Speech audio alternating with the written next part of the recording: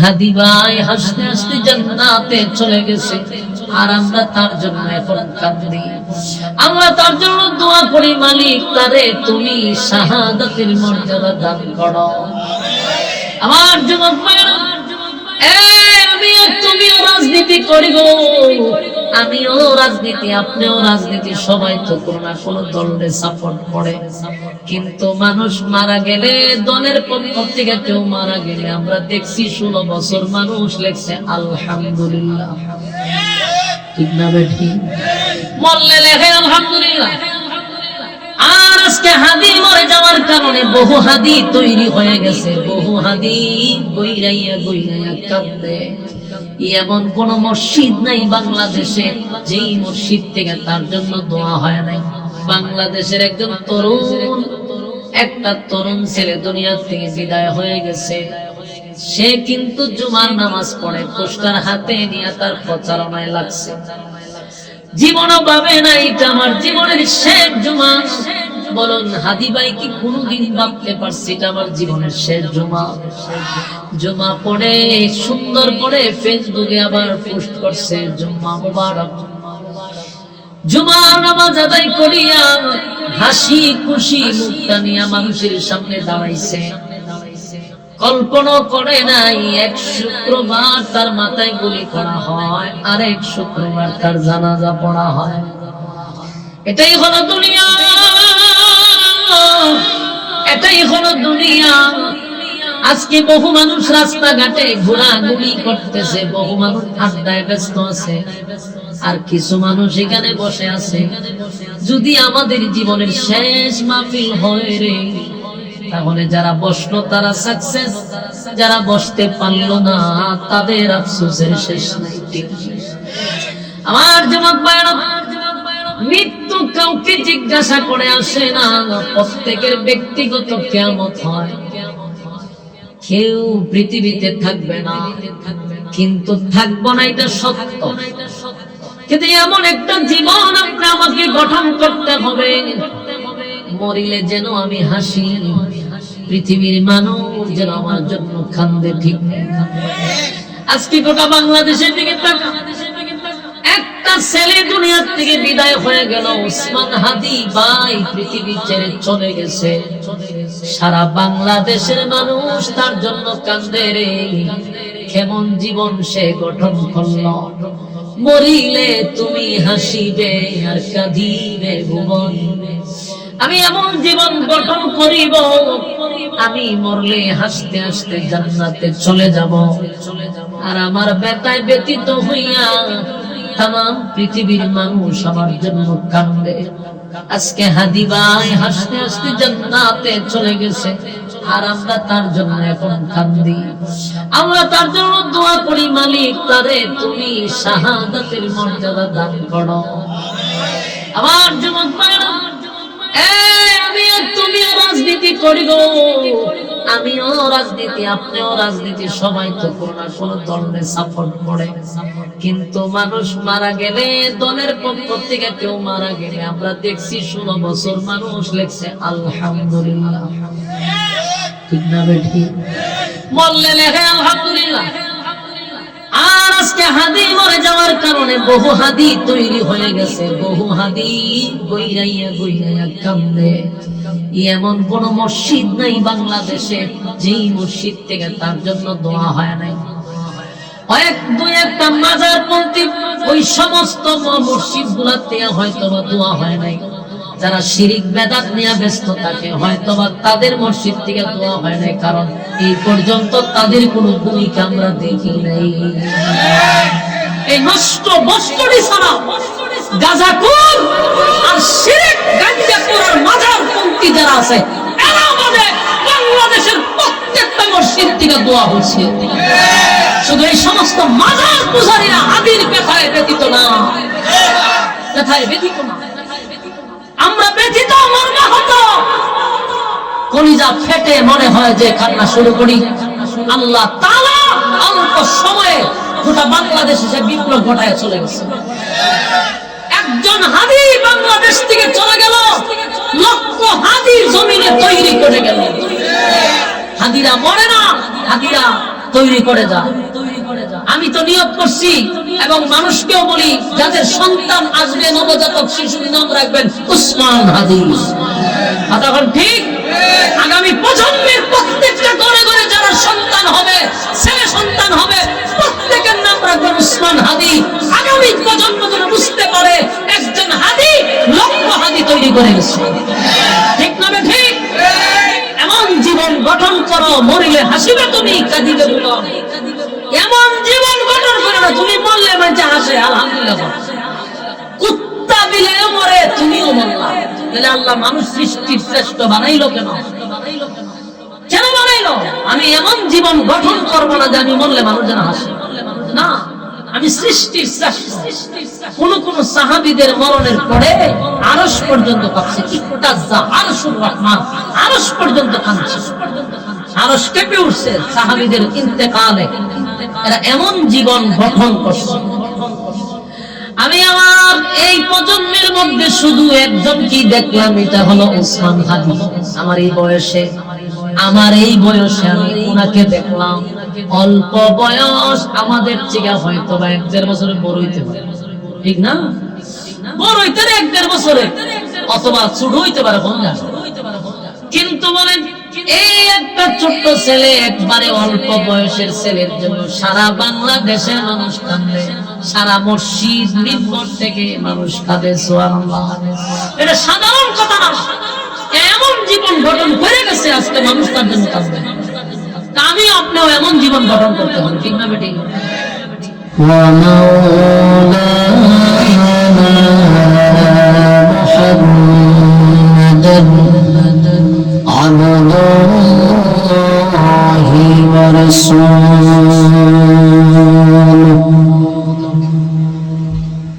أرسله بالحق بشيرا ونذيرا وداعيا إلى الله بإذنه وسراجا منيرا. أما بعد فأعوذ بالله من الشيطان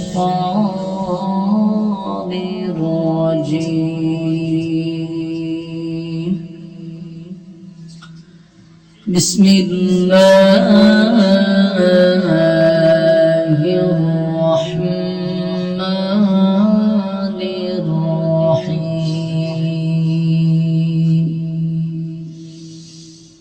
إذا زلزلت الأرض زلزالها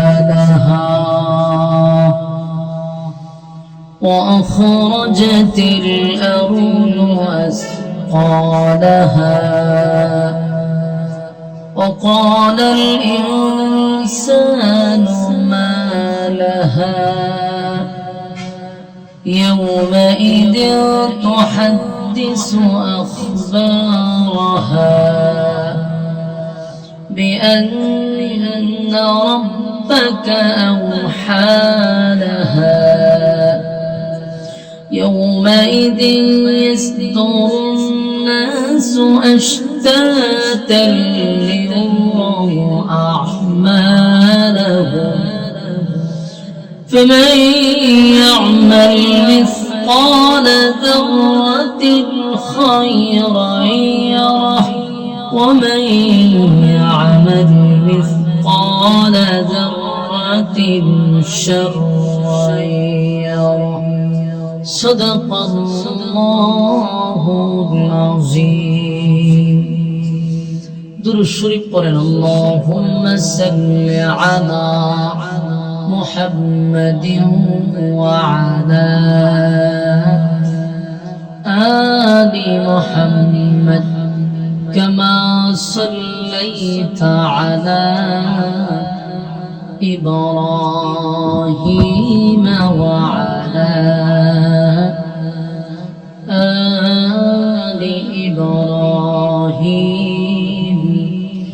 إنك حميد مجيد. मेरा दिल तलब है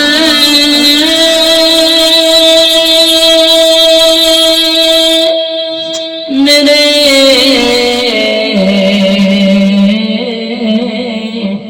जल में रहा है सीना ए दवा वही मिलेंगे मुझे रे चलो मदीना बदौगल उला बिकमालिही कशफत तुजा बिजमालिही हसनत जमिया फसालिही सल्लो जिक्रे बतिल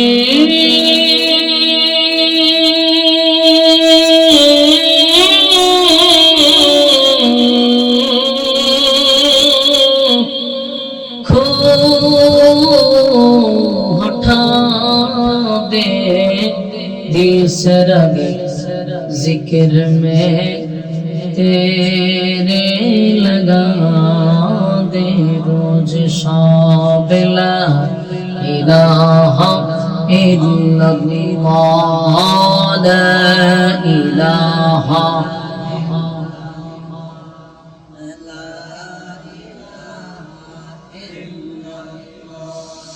لا إله إلا الله لا إله لا إله إلا الله محمد رسول الله صلى الله عليه وسلم আলহামদুলিল্লাহ আয়োজিত আজকের এই কুমিল্লা জেলার অন্তর্গত কংসনগর বাজার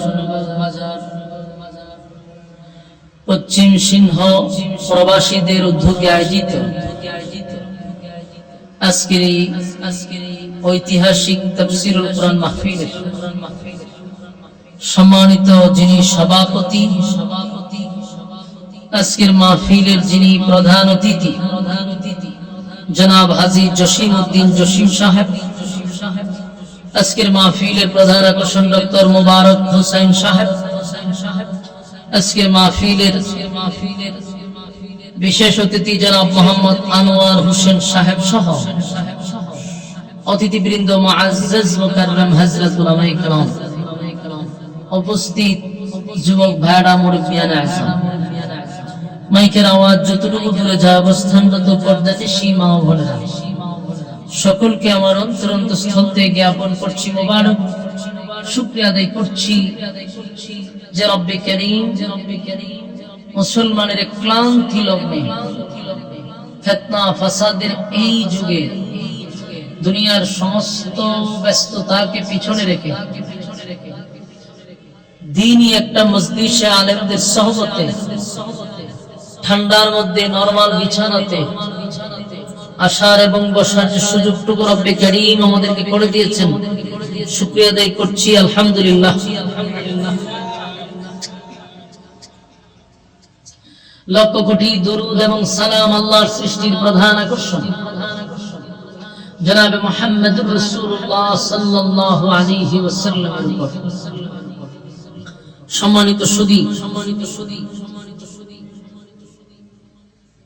রাস্তাঘাটে দোকান পাটে আনাচে কানাচে যে যেখানে আছেন বিনয়ের সাথে বলবো প্যান্ডেলের ভিতরে চলে আসে। হায়াত যদি আগামী কাল পর্যন্ত থাকে আর বেঁচে থাকি তাহলে রাস্তাঘাটে দাঁড়িয়ে গল্প করার সুযোগ হয়তো বা পাবো। বেঁচে থাকলে গল্প করার সুযোগ থাকতে পারে, বেঁচে থাকলে সময় অপচয় করার সুযোগ আপনার হাতে হয়তো বা থাকতে পারে, কিন্তু আগামী কাল বেঁচে থাকলেও এই মাহফিলটাতে বসার আর কোন সুযোগ নাই। তো উচিত দুনিয়ার সমস্ত ব্যস্ততাকে পিছনে রেখে এই মজলিসে বসে যাওয়া, একটা মাহফিল করতে গিয়া একটা কমিটির রাত দিন অক্লান্ত পরিশ্রম, দিনকে রাত করে অক্লান্ত পরিশ্রম করে প্রবাসীদের উদ্যোগে এই মাহফিলটা আজকে আয়োজন করা হয়েছে। এলাকাবাসীকে দিন শেখানোর জন্য, দিন বোঝানোর জন্য। কিন্তু আফসোসের বিষয় হলো আমরা যাদের জন্য আজকের এই মাহফিলের আয়োজন করা হয়েছে, অথচ আমরা রাস্তাঘাটে বিভিন্ন জায়গায় সময় অনর্থক বেহুদা নষ্ট করতেছি। আল্লাহ রাব্বুল আলামিন আমাদেরকে বোঝার মানার তৌফিক দান করুক, আমিন। যারা দাঁড়িয়ে আছে আমরা বসে যাই। বর্তমান পরিস্থিতি এমন হয়ে গেছে যে মানুষ এখন গুনাহের প্রতিযোগিতায় আছে। গুনাহের প্রতিযোগিতায় মানুষ বেশি, নেকির প্রতিযোগিতায় মানুষ কম। তবে আলহামদুলিল্লাহ ওয়াজ মাহফিলের দ্বারায় বাংলাদেশে উল্লেখযোগ্য একটা পরিবর্তন আসছে। এটা অস্বীকার করার কোন সিস্টেম নেই। যারা বলতো ওয়াজ মাহফিল করে লাভ কি, এখন আমরা বলি যে বাংলাদেশে ওয়াজ নসিহত হওয়ার কারণে এটার বিশাল প্রভাব পড়ছে। এখন ফাউলদেরকে সাইজ করতে গেলে আর হুজুর লাগে না, এখন নাস্তিক সাইজ করতে গেলে আর হুজুর লাগে না। এই ওয়াজ মাহফিলের প্রভাব এমনটা পড়ছে, এখন জায়গায় জায়গায় যুবকরা তৈরি হয়ে গেছে। এখন ইসলামের বিরুদ্ধে উল্টা কথা বলতে গেলে আগে তো শুধু হুজুররা একতরফা প্রতিবাদ করত, আমরাই সব সময় ওয়াজ করতাম, আমরাই প্রতিবাদ করতাম, আমরাই বাধা দিতাম। কিন্তু এখন কি প্রভাব পড়লো, এখন হুজুর লাগে না, সব সাইজ ফিরালায় যুবকরাই। গতকালকে দেখলাম নবীর বিরুদ্ধে কটূক্তি করার কারণে আলেম লাগে নাই, সাধারণ পাবলিক জায়গা মতো সাইজ ফিরে দিচ্ছে। তো এইটা হলো ওয়াজ মাহফিলের একটা প্রভাব। ছোটবেলায় দেখতাম মানুষের মোবাইলে থাকতো হিন্দি গান, 300 গানের মধ্যে 400 গানই থাকতো হিন্দি। 400 গান যদি হিন্দি থাকতো, 300 গান থাকতো হিন্দি, 100 থাকতো বাংলা। মানুষ গানে মুগ্ধ ছিল, যাত্রা পালায় যাইতো, বিভিন্ন ভাবে বাউলদের গান শুনে শুনে মানুষ পথভ্রষ্ট হয়েছিল। ওয়াজ মাহফিলের প্রভাব এমন বাড়ছে, আর সোশ্যাল মিডিয়ার মাধ্যমে প্রত্যেকের ঘরে ঘরে ওয়াজ চলে, পকেটে পকেটে ওয়াজ আছে। এখন আমি কসম করে বললো কাফারাতটা হবে না, যুবকদের মোবাইলে গান পাওয়া যায় না, এখন ওয়াজ পাওয়া যায় না। আমরা ঠিক কইলো ঠিক, না কইলো ঠিক। যদি ঠিক কইতে কষ্ট হয় তাহলে অসুবিধা না, আপনাদের এলাকার কথা বলতেছি না। আপনাদের এলাকায় গান থাকতে পারে, আমাদের এলাকায় যুবকদের মোবাইলে ওয়াজ আছে। এগুলোর মাধ্যমে কি হইলো, দেশের বিশাল একটা পরিবর্তন হয়েছে। এখন ইসলাম এক কথা ফের না, আশা ছিল না, ভেটকায়েন না। ওয়াজ মাহফিলও বলছেন, হাসবেন না, মনোযোগ দিয়ে শুনুন। কথাগুলি বাস্তবতা। আপনি দেখেন আজকে যত জায়গায় প্রতিবাদ হচ্ছে, সব জায়গায় এখন হুজুর যেমন লাগে, হুজুররা আলহামদুলিল্লাহ যুবক তৈরি করে বলাইছে। আমাদেরকে নিয়ে অনেকে যারা কথা বলতো, এখন আমরা এটা বলতে পারি আমরা যুবকরা তৈরি করছি, কারণ আমাদের কিছু করা লাগে না, সাইজ করার জন্য আমাদের যাওয়া লাগে না। তো এই ওয়াজ মাহফিল হওয়ার দরকার। ওয়াজ মাহফিল হওয়ার কারণে মানুষ এখন মানুষ আছে, না হয় মানুষ জানোয়ার হয়ে যেত, মানুষের মধ্যে মনুষ্যত্ব থাকতো না। এখনো মানুষ মানুষকে সম্মান করে, ইজ্জত করে, শ্রদ্ধা করে, ভালোবাসে এই ওয়াজ মাহফিলের কারণে। কারণ এটা তো ভাই ওয়াজ মাহফিল না, এটা একটা চলতি ফিরতি মাদ্রাসা, এটা একটা ক্লাস। এখান থেকে মানুষ কোরআনের কথা শুনে ঈমানের জজবা তৈরি হয়, ইসলামের প্রতি আগ্রহ তৈরি হয়। কিন্তু মাঝে মধ্যে আপনাদের এই কুমিল্লার এই অঞ্চলটাতেই শুধু আমার এই দৃশ্যটা দেখতে হয়। আমি মানুষটা ছোট, আপনাদের দোয়ার বরকতে তার দেশ বাহি নাই। 64 জেলার এমন কোন জেলা নেই যেখানে আমি যাইনি। আর শুধু বাংলাদেশ না, দেশের বাহিরেও ওয়াজ করলেন মানুষ, শুধু বাংলাদেশে সীমাবদ্ধ না, বিভিন্ন দেশে যাই ওয়াজ করলেন। কিন্তু এই কুমিল্লার এই সেটটা, মানে দেবিদ্বারের পর থেকে ক্যান্টনমেন্ট এই সেটটা, এই জায়গা দেখলে আমার এই দৃশ্যটা দেখে আমার নিজের আশ্চর্য লাগে। 10 বছর ধরে ওয়াজ করি, জীবনের প্রথম শুরুতে যেরকম অবস্থা ছিল, এই আপনারা কংসনগরায় আমার এই অবস্থাটা দেখতে হবে। অথচ আমার গ্রামও যদি ওয়াজ করি, মাশাআল্লাহ প্যান্ডেলের চতুর্দিকের পর্দা উঠায় দেওয়া লাগতো। এটা আমার জন্য একটা আফসোসের বিষয়। সুদূর হবিগঞ্জ থেকে আমি আসলাম কোথায়, কংসনগর কুমিল্লা। আইসা আমার এই দৃশ্যটা দেখতে হইল। এটা একটা বক্তার জন্য কষ্ট লাগার কথা। তো এই দৃশ্যটা সব জায়গায় না, শুধু আপনাদের এই জায়গাটাতে। তার মানে কি, ওয়াজ মাহফিলের চেয়ে গানের মঞ্চগুলো আপনাদের এলাকায় বেশি, নওয়াজ মাহফিল বেশি? ওয়াজ মাহফিল বেশি হলে তার প্রভাব করার কথা, কিন্তু প্রভাব খুব কম। আল্লাহ আমাদের হেদায়েত দান করুক, আমিন। গুনাহের প্রতিযোগিতা চলছে, আর রাসূল সাল্লাল্লাহু আলাইহি সাল্লাম বলেন ভালো কাজের লোক কম থাকে। কেন?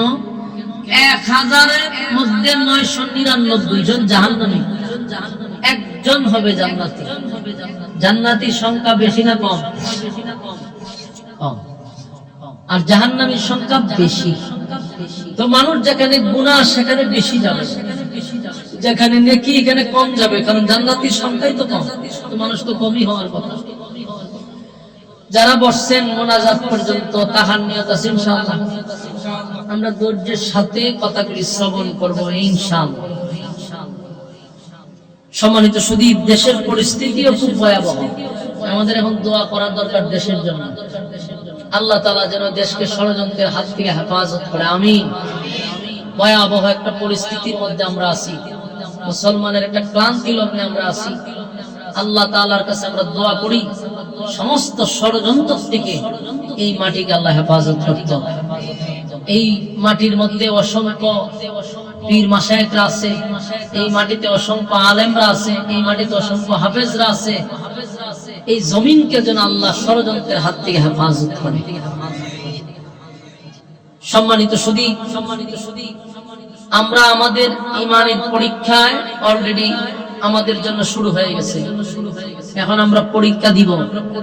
পরীক্ষায় যারা পাস হবে আল্লাহ হয় আমি এদেরকে জান্নাত দিব। কথা কি বুঝতেছেন? আমাদের পরীক্ষা কিন্তু শুরু হয়ে গেছে। এখনই পরীক্ষা হবে ঈমানদার আর বেঈমানের পরীক্ষা। ঈমানদার এবং বেঈমানের পরীক্ষা অলরেডি শুরু হয়ে গেছে। ঈমানের জন্য, ইসলামের জন্য যদি জীবন দিয়ে আমাদের ঈমান রক্ষা করতে হয় আমরা রক্ষা করব, কিন্তু কোন রামবামের কাছে মাথা নত করব না, কোন রামবামদের চোখ রাঙানি আমরা তাকাবো না। কারণ এদেশ এটা ইসলামের দেশ। এদেশের প্রতিটা মসজিদে মসজিদে আল্লাহু আকবারের ধ্বনি আসে। এই দেশের প্রতিটা ফজরের আগে 1 ঘন্টা থেকে প্রতিটা মাদ্রাসায় কোরআনের তেলাওয়াত চলে। সুতরাং এই জমিনে আমরা মাথা নত করে গোলামি করব না। আল্লাহর দ্বীন, আল্লাহর জমিন আমরা কায়েম করব। বাধা যদি আসে বাধার মোকাবেলাও করব। আর এরকম যুবকরা এখন তৈরি হয়ে গেছে, ঠিক না? ঠিক, যুবক তৈরি হয়ে গেছে। বাংলাদেশের মানুষ এখনো বুঝতে পারেন নাই, এদেশে অসংখ্য যুবকরা ঈমানের জন্য জীবন দিতে প্রস্তুত। শুধু আপনারা এদেরকে সাপোর্ট করবেন, যেন আগামী প্রজন্ম কোনোভাবেই কোন রামের কাছে, কোন বামের কাছে মাথা না তোলে। আল্লাহ বলেন, যখন সমাজে গুনাহ বেড়ে যায়, সমাজে পাপাচার বেড়ে যায়, আল্লাহ কয় তখন আমি জমিনের মধ্যে একটা ঝাঁকুনি দেই। যেমন আমি আপনাদের সামনে একটা সূরা পড়ছি, সূরাটার নাম হলো সূরা জিনজাল, কিন্তু এর অর্থ, বাংলা অর্থ হলো ভূমিকম্প। বলুন বাংলা অর্থ কি? ভূমিকম্প। আল্লাহ ভূমিকম্প নামক একটা সূরা নাযিল করছে। কেন? জমিনে একটা ভূমিকম্প হবে। বলুন জমিনে একটা ভূমিকম্প। তবে বড় ভূমিকম্পের আগে ছোট ছোট ভূমিকম্প। কথা কি বুঝতেছেন? এই বাচ্চাগুলা কথা বলতেছে, ভাই আমার তো সবচেয়ে বিরক্ত লাগে কথা বলতে। এক জায়গায় সব গুড়াগাড়া নিয়ে বয়াইতেছে। আপনারা এই বাচ্চা কাচ্চার একখানে তো এটি বইবে সব কথা বলে, কথা বলে তো মন জায়গা ধ্যান খেয়াল লইলে যায়, মনোযোগ দেন। সূরার নাম বলে সূরা জিনজাল, এর বাংলা অর্থ ভূমিকম্প। আমরা সবাই জানি ভূমিকম্প একটা হবে, তবে এখন যেটা হচ্ছে এগুলা ওই বড় ভূমিকম্পের আগে ছোট ছোট ভূমিকম্প দিয়ে আল্লাহ একটা সতর্ক জারি করছে যে বড় যে একটা ভূমিকম্প হবে এর আগে আমি ছোট ছোট ভূমিকম্প দিয়ে, ছোট ছোট ভূমিকম্প দিয়ে তোমাদেরকে সতর্ক করি।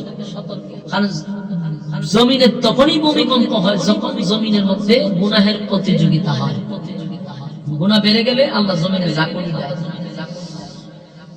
আমাদেরকে কয়েকদিন আগে ভূমিকম্প দিয়ে আল্লাহ একটা সতর্ক দিছে, এরপর আমরা থামতেছি না। আমরা গুম খুন হত্যা পাপাচার জানা বেবিচার আমরা করতে আছি। সামনে যে কত বড় ভূমিকম্প আল্লাহ বলেন, ভয়াবহ একটা পরিস্থিতি আমাদের সামনে আসবে, আর এগুলো যাওই আসবে সবগুলো স্যাম্পল। আর বড় ভূমিকম্প যেটা আসবে আল্লাহ বলেন সেটা হবে একটা বাঁশির মাধ্যমে। আরবিতে এটাকে সুর বলা হয়, আমরা এমনি সিংহা বলি।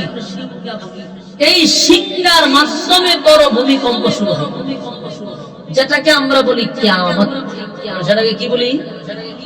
কিয়ামত দুই প্রকার। বলুন কিয়ামত কয় প্রকার? একটা কিয়ামতে সুগরা, একটা কিয়ামতে কুবরা। একটা ছোট কিয়ামত, একটা বড় কিয়ামত।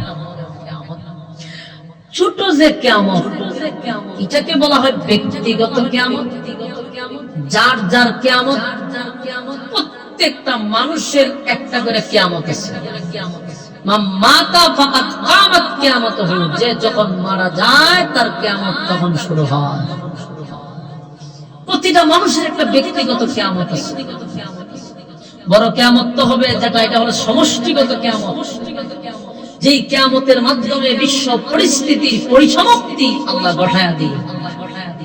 কিন্তু এর আগে যে আমার কিয়ামত হবে, আপনার কিয়ামত হবে, এটা কিন্তু সাধারণ না। প্রত্যেকটা মানুষের একটা কিয়ামত হবে। আমি যদি এখন স্টেজে মারা যাই, আমার কিয়ামতটা এই চেয়ার থেকে শুরু হবে। সমষ্টিগত কিয়ামত হইলে বাঁশি বাজাইলে যেমন জমিনের মধ্যে একটা ভূমিকম্প শুরু হবে, জমিনের জালজালা হবে, ঠিক তেমনি ভাবে আমার রূহ, আপনার রূহ যখন বাহির করা হবে, ঠিক আমার শরীরে একটা ভূমিকম্প হবে। এই জন্য এটাকে বলা হয় ছোট কিয়ামত। আমার শরীরে একটা ভূমিকম্প হবে, ভয়াবহ অবস্থা শুরু হবে মৃত্যুর সময়। মালাকুল মউত আজরাইল যখন মানুষের রূহ নিতে আসে, নেককার হলে তো বদকার হলেও, আমি হন নেককার হন বদকার, মৃত্যুর যন্ত্রণা আপনাকে সহ্য করতেই হবে। মৃত্যুর যন্ত্রণা সবাই ভোগ করতে হবে। আপনি নেককার হন আর বদকার হন, কিন্তু যন্ত্রণা আপনি সহ্য করতেই হবে, কাউকে ছাড় দেওয়া হবে না। মৃত্যুর যন্ত্রণার থেকে রেহাই পাবে না। রাসূল আরবি সাল্লাল্লাহু আলাইহি সাল্লামের উপর যখন মালাকুল মউত আজরাইল আসছে নবীর পাশে, পৃথিবীর কারো রূহ নিতে গেলে তার অনুমতি লাগে না। কথা হয় না? অনুমতি লাগে? কারো রূহ নিতে, মালাকুল মউত আজরাইলের রূহ নিতে অনুমতি লাগে না। কিন্তু আমার রাসূলের কাছ থেকে অনুমতি চাইছে। আপনাদের এলাকায় যদি সুবহানাল্লাহ থাকে তাহলে কইতে পারেন। আপনার এলাকায় সুবহানাল্লাহ কি ঠাডা বললে আপনার রূপে সুবহানাল্লাহ কয়? কোন সময় আমি তো জানি না, হইতে তো পারে এলাকায় ঠাডা বলে সুবহানাল্লাহ কয়। তাহলে এই জায়গায় সুবহানাল্লাহ নাই তো সুবহানাল্লাহ কইবেন কোন জায়গা? আপনি আমার রূহ নিতে কি অনুমতি নেয়? নবীর রূহ নিতে মালাকুল মউত আজরাইল আয়া অনুমতি চাইছে। তাহলে এখানে তো সুবহানাল্লাহটা না হয়, ঠাডা বললে কইবেন। সম্মানিত সুধী, দেখেন পৃথিবীর যত মানুষের রূহ আজরাইল নিছে, কাউরে জিজ্ঞেস, কিন্তু আল্লাহর রাসূলের কাছে আসার সময় বলছে যে আমি কি আসতে পারি? রাসূল জিজ্ঞেস, তুমি কে? আমি মালাকুল মউত আজরাইল। আল্লাহর রাসূল মালাকুল মউত আজরাইলকে আসার জন্য অনুমতি দিয়েছে। তো যার রূহ নিতে অনুমতি লাগে, এবং আজরাইল যখন রাসূলের রূহ কবজ করতে আসছে, এতটা আদবের সাথে রূহ পৃথিবীর কারো আর নেওয়া হয় নাই, হবে না। এতটা আদবের সাথে কারো রূহ নেওয়া হবে না। যখন মালাকুল মউত আজরাইল রাসূলের সিনার উপরে হাত রাখছে, আল্লাহর রাসূল বলছে, রে মালাকুল মউত, আমার বুকের উপরে কি রাখছো? হুজুর আমার হাত রাখছে। আল্লাহর রাসূল বলে, আমি বুঝতেছি উহুদ পাহাড় আমার বুকের উপরে রেখে দেওয়া হয়েছে। আমি শুধু এতটুকুই বলতে চাই, আল্লাহর পরে যার সম্মান আর মর্যাদা, সমস্ত নবী কুলের যিনি সম্রাট, যার রূহ নিতে আল্লাহ ফেরেশতা অনুমতি চায়, সেই ফেরেশতা হাত রাখার পরে রাসূল বলে উহুদ পাহাড় আমার বুকে রাখছে। এখন আপনারাই বলেন, নবীর প্রতিটা পশম দিয়া ঘাম মুবারক বাহির হয়ে গেছে। আম্মা জান আয়েশা বলেন রাসূল এক সময় পা এইভাবে সোজা করে আরেকবার পা এইভাবে নেয়, হাতগুলি একবার এইভাবে দেয় আর একবার একসাথে এইভাবে আনে। এই অবস্থায় মানুষের কখন হয়? আরাম লাগলে না কষ্ট পাইলে? কষ্ট পাইলে মানুষ শরীরের মধ্যে এরকম ভাবে ছটপট করে। রাসূল বলেন আমি যখন বুঝতেছি উহুদ পাহাড় আমার বুকে রেখে দিচ্ছি। আল্লাহর নবী এক পর্যায়ে আজরাইল বলে আজরাইল এই যদি হয় অবস্থা তাহলে আমার উম্মতের অবস্থা কি? আমার জবাব পায়না। রব্বে কারীম বলেন প্রত্যেকটা মানুষের একটা কিয়ামত আছে, একটা কিয়ামত হবে সমষ্টিগত কিয়ামত। যেই কিয়ামতটা হবে ইসরাফিল আলাইহিস সালাতু ওয়াস সালামের বাঁশির মাধ্যমে। আর ব্যক্তিগত কিয়ামত হলো যে যখন মারা যায়, এটাও একটা কিয়ামত, এটাও একটা কিয়ামত। কারণ আপনার শরীরের মধ্যে একটা কিয়ামত শুরু হবে, আপনার শরীরে একটা ঝাঁকুনি দেওয়া হবে, যেই কিয়ামতের মাধ্যমে দুনিয়ার স্বপ্নগুলি আপনার নিমিষেই শেষ হয়ে যাবে। যেই মালাকুল মউত আজরাইলের তাবার কারণে, মালাকুল মউত আজরাইলের একটা তাবার কারণে আপনার জিন্দেগীর সব আশা আকাঙ্ক্ষা নিমিষেই শেষ হয়ে গেল। এই পৃথিবী সব আল্লাহ সব ধ্বংস হয়ে গেল। এই জন্য আল্লাহর নবী বলেন প্রত্যেকটা মানুষের ব্যক্তিগত একটা কিয়ামত আছে। যেদিন আপনি আমার রূহ বাহির করা হবে রে, যদি নেককার হই আর যদি বদকার হই। নেককার হইলে সুবিধা হলো নেককারদের রূহ নেওয়ার সময় ফেরেশতারা তারে সর্বপ্রথম জাহান্নামটা দেখায়। তার চোখের সামনে জাহান্নাম দেখানো হয়। জাহান্নাম দেখাইয়া ফেরেশতারা বলে এই ছিল তোমার জন্য ব্যবস্থা কইরা রাখা, কিন্তু তুমি আল্লাহর হুকুম নবীর তরিকায় জীবন যাপন করছো। ঈমান লইয়া কবরে যাও, নেক আমল লইয়া কবরে যাও। এই জন্য আল্লাহ তোমাকে এই জায়গা থেকে আল্লাহ তোমারে উঠাইয়া এখন তোমার জন্য যেই জায়গাটা বরাদ্দ রাখছে সেই জায়গাটাও দেখানো হবে, জান্নাত তার সামনে দেখানো হবে। আনন্দে তার মধ্যে একটা আনন্দ থাকবে রে। ওই আনন্দের কারণে অনেক সময় আনন্দের কারণে কষ্টের কথা মানুষ ভুলে যায়। ঠিক কথা বলেন না? বদকারেরও শাস্তি হবে, নেককারেরও জান কবজ করার সময় কষ্ট পাবে, বদকাররাও পাবে।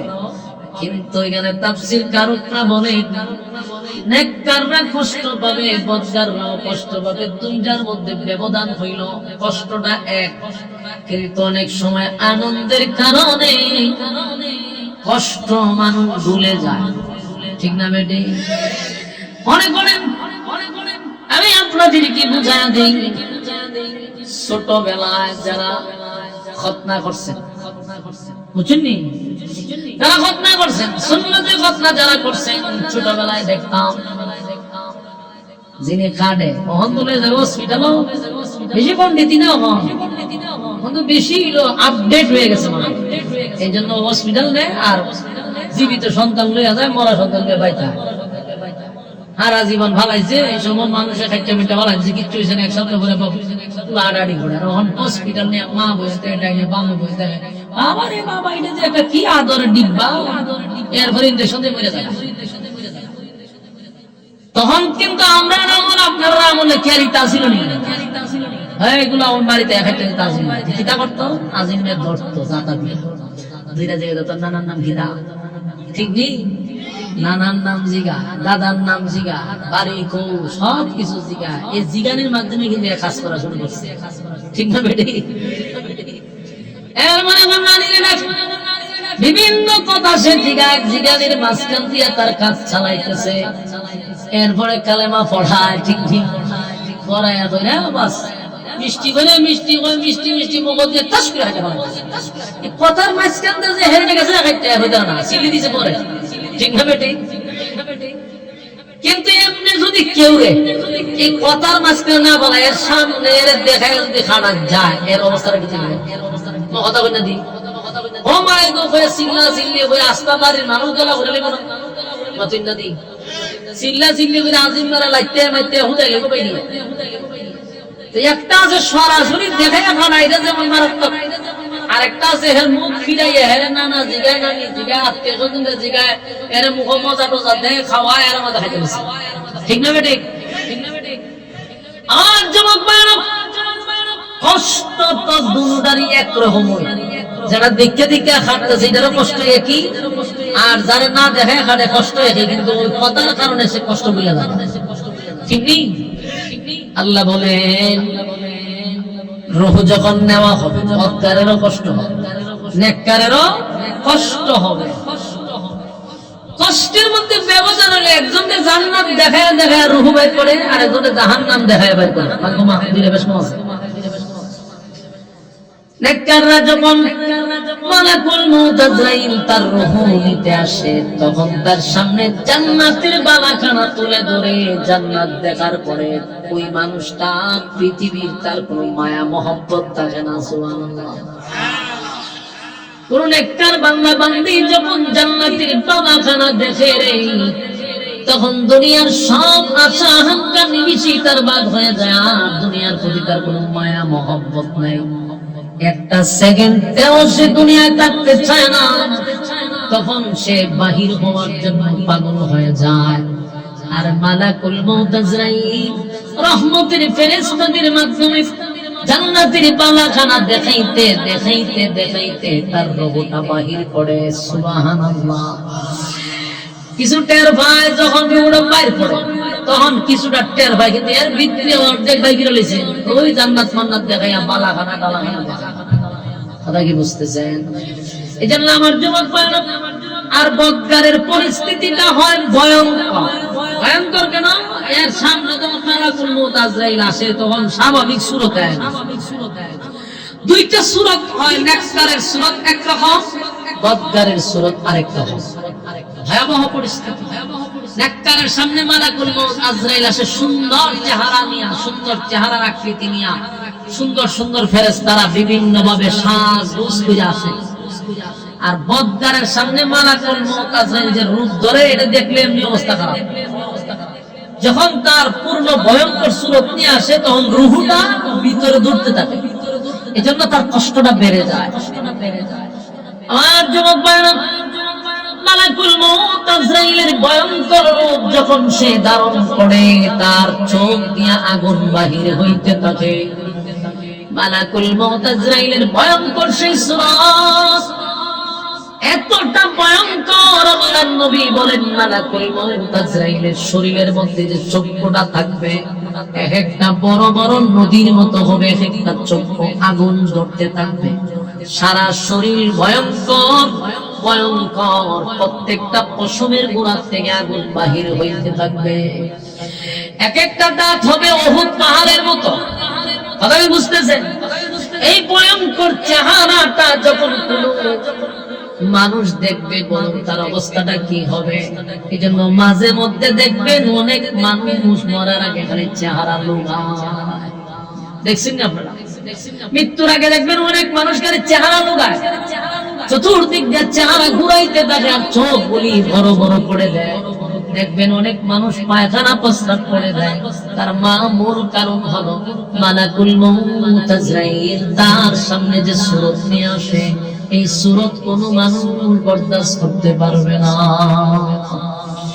মালাকুল মউত আজরাইল তো ভয়ঙ্কর সুরতটা নিয়ে নাফরমানের সামনে আসে রে। আল্লাহর নবী বলেন, এই সুরত নিয়ে আসার পরে মানুষের রূহটা চতুর্দিকে ধরতে থাকে, বাহির হতে চায় না, ধরতে থাকে। আজরাইল ওই পায়ের ভিজা আঙ্গুলির থেকে টিপতে টিপতে টিপতে টিপতে টিপতে টিপতে গলাও তিনি আসেন। সেখানে আনার পরে এমন ভাবে তারে বাহির করা হয়, আমাদের শরীরে কিন্তু অনেকগুলা জয়েন্ট আছে, অনেকগুলা তার আছে। এই তার তামাম পৃথিবী চক্কর দেওয়া যাইব, এই পরিমাণ তার আল্লাহ শরীরের মধ্যে রাখছে রবের সাথে। এতগুলো রোগ যখন মালাকুল মউত আজরাইল তার রূহটা টান দিয়া বাহির করবে, প্রত্যেকটা জায়গা থেকে সংযোগ বিচ্ছিন্ন হয়ে যাবে, তাস তাস করে সব ছিঁড়ে যাবে।